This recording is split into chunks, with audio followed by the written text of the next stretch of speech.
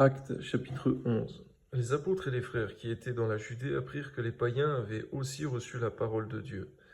Et lorsque Pierre fut monté à Jérusalem, les fidèles circoncis lui adressèrent des reproches, en disant « Tu es entré chez des incirconcis et tu as mangé avec eux. » Pierre se mit à leur exposer d'une manière suivie ce qui s'était passé.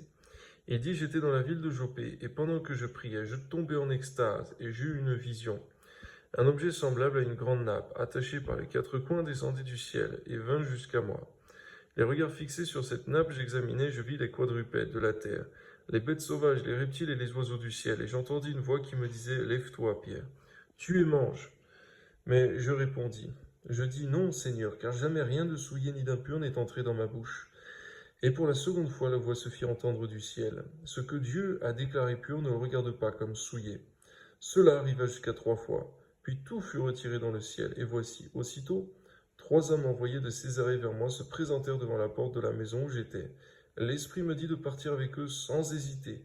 Les 6 hommes que voici m'accompagnèrent et nous entrâmes dans la maison de Corneille. Cet homme nous raconta comment il avait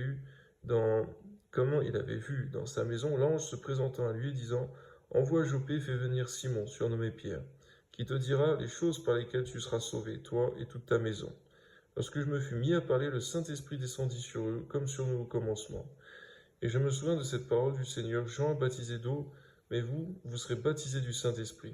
Or, puisque Dieu leur a accordé le même don qu'à nous, qui avons cru au Seigneur, Jésus-Christ, pouvais-je, moi, m'opposer à Dieu? Après avoir entendu cela, ils se calmèrent et glorifièrent Dieu en disant, Dieu a donc accordé la repentance aussi aux païens, afin qu'ils aient la vie. Ceux qui avaient été dispersés par la persécution survenue à l'occasion d'Étienne allèrent jusqu'en Phénicie, dans l'île de Chypre et à Antioche, annonçant la parole seulement aux Juifs.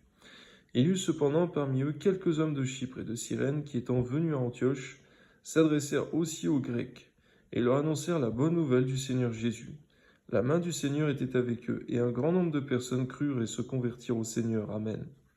Le bruit en parvint aux oreilles des membres de l'église de Jérusalem, et ils envoyèrent Barnabas jusqu'à Antioche. Lorsqu'il fut arrivé qu'il eut vu la grâce de Dieu, il s'en réjouit, et les exhortait tous à rester d'un cœur ferme, attaché au Seigneur, car c'était un homme de bien, plein d'Esprit Saint et de foi. Et une foule assez nombreuse se joignit au Seigneur. Barnabas se rendit ensuite à Tarse pour chercher Saul, et l'ayant trouvé, il l'amena à Antioche. Pendant toute une année, ils se réunirent aux assemblées de l'Église, et ils enseignaient beaucoup de personnes. Ce fut à Antioche que pour la première fois, les disciples furent appelés chrétiens. En ce temps-là, des prophètes descendirent de Jérusalem à Antioche. L'un d'eux, nommé Agabus, se leva et annonça par l'Esprit qu'il y aurait une grande famine sur toute la terre. Elle arriva en effet sous Claude. Les disciples résolurent d'envoyer chacun, selon ses moyens, un secours aux frères qui habitaient la Judée. Et ils le firent parvenir aux anciens par les mains de Barnabas et de Saul. Amen.